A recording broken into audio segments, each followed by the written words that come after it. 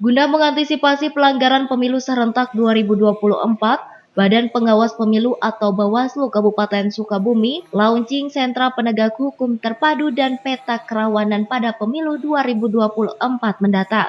Dihadiri perwakilan kepolisian Resort Polres Sukabumi dan Sukabumi Kota, Komando Distrik Militer Kodim 0607 Sukabumi Kota, Kodim 0622 Sukabumi, Bupati Sukabumi, dan Ketua DPRD Kabupaten Sukabumi, serta Panwaslu Kecamatan sekabupaten yang dilaksanakan di Pangrango, Kecamatan Sukabumi, Jawa Barat pada Selasa 13 Agustus 2024. Ketua Bawaslu Kabupaten Sukabumi, Faisal Ripai mengatakan, launching penegak hukum terpadu terhadap rawan pelanggaran pada pemilu serentak 2024 diharapkan kolaborasi antar lembaga sebagai amanat sesuai Undang-Undang Pemilu. Adapun tindakan hukum bagi pelanggar pemilu yaitu peraturan administratif aparatur sipil negara, TNI Polri, kepala desa, dan money politik. Bila mana ditemukan unsur formal pelanggaran pemilu, pihak Bawaslu terlebih dahulu akan melakukan proses kajian, lalu diserahkan ke kepolisian, kejaksaan, hingga pengadilan.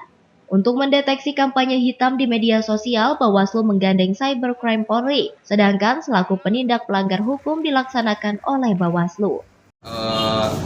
Kita berupaya bekerjasama dengan di antara sentra gabung juga anggota ada dari Cybercrime di Polri, terutama untuk kampanye hitam ya, kemudian juga hoax dan sebagainya.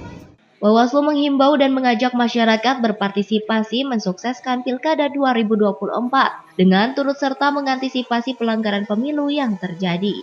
Dari Kecamatan Sukabumi, Kabupaten Sukabumi, Iqbal Bakar, Tim Liputan MGS TV melaporkan.